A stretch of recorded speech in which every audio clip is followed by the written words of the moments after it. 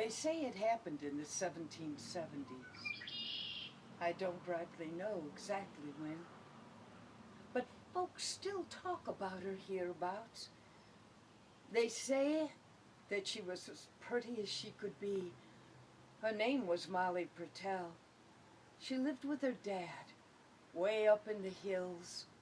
They were the only folks around. Well, her dad, he was gone a good deal at the time. He was a woodsman, you know, cutting the wood and taking it to towns and selling it. Now, in the hills at the same time, there was a young man by the name of John Dent. Everyone knew he was in love with Molly, but she wouldn't have nothing to do with him. For folks said he was a murderer and a thief. Well, one night, while Molly's dad was gone away, John Dent stole into the house. He took Molly by force, and he rode with her miles and miles away from her home. Her pa never heard from her again, except once. He got a letter from her, and it read, "Dear Dad, I'm living here beside the Devil's River with the devil himself. Love, Molly."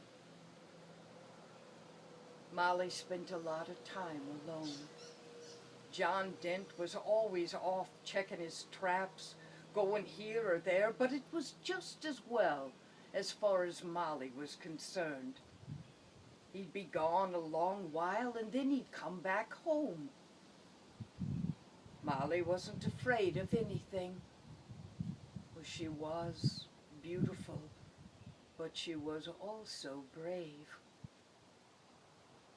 She said the only thing she ever feared were the wolves.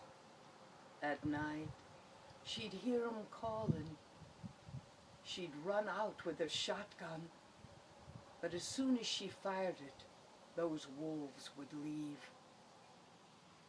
Well, John Dent, he came back home, and he was gone again, and came home again and gone, and when he came home at last, and he heard that Molly was with child, he never came back again. Now she was frightened. What would she do? How would she take care of the baby?